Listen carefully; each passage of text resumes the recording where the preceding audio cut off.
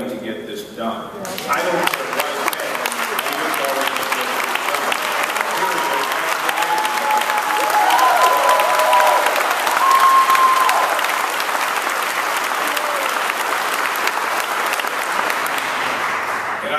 listen, I want you all to understand that we have to respect the process of the legislature.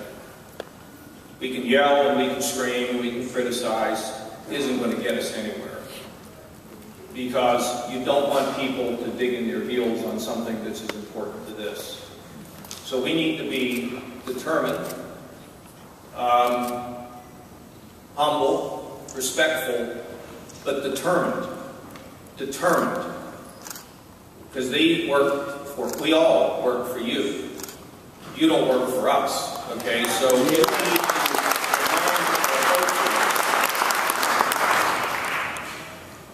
I don't know what else I can add. But let me take a shot at a couple things. Why this really matters to me. You have to put yourself in somebody else's shoes. When you put yourself in somebody else's shoes, I get in other people's shoes by asking the Lord to help me there. Other people can get there in other ways. That's how I do it. Now, when I'm in somebody else's shoes, and I go into a restaurant late at night, and I see a lady working in there for not a lot of money. You know, an extra $1 in tips means the world to her. I'm in that lady's shoes. Because she doesn't have any health care. Can you imagine? Could you imagine not having any health care? Could you imagine waking up every day and saying your prayers that you won't get sick? Because if you get up and you get sick and you don't have health insurance and you're scraping a living out and you're not getting the help you need, you then lose everything that you work for late into the night. That's not good, and that's not fair, and that's not compassionate. That lady cannot be left behind. That man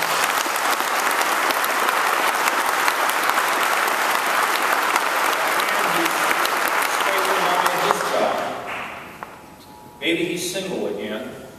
Maybe he wants to provide a little help to his kids. No health insurance. I mean, it's unbelievable that we live in America and there are people that have no health insurance. Okay?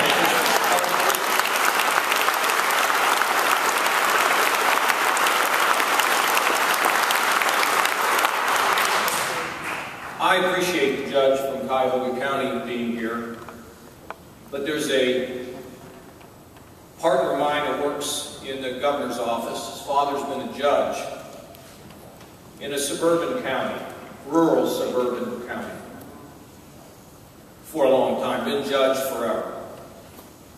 He walked up to me and said, "We have to get this done." He said, "In my county, which is populated by people who farm, work themselves to the bone, my court cases are clogged with people who have addictions." When I was a boy, and you talked about heroin addiction, you saw it in a movie, didn't you, Gail? Heroin addiction was something that you saw when you went to the movie theater. Now we find out that the heroin addict lives next door to us, regardless of the wealth of the neighborhood that we live. Do you know the pain that mothers and fathers go through to see a little baby that they once held in their arms with the hopes and the dreams that maybe that little baby, boy or girl, will grow up to be a great doctor or a great teacher or maybe president? And that boy or that girl is hooked on heroin. We've not provided the dollars that we want for so many of the social services. We try to do it, but there's never enough money. And you can't bankrupt yourself in the process, because then you can't create the jobs that lift these people and give them a chance to be successful. And I want to thank some of the social service groups that have endorsed the tax cuts, because we know that part of the path is prosperity and job opportunity for everyone, whether they have mental illness, whether they have addiction, or if they're poor, they can get a better job. I mean, we know that, and I want to thank you for that. But what we know is that mom and dad, I mean, it's their marriage that's at stake. You know why? Because Dad's saying, Mom, you're too easy on him. And Mom is saying to Dad, you just don't get it. And it's fracturing their marriage. At the same time, they're trying to deal with a life-threatening addiction.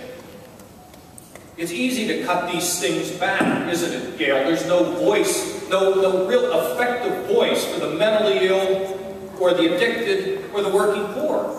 There's just not the voice.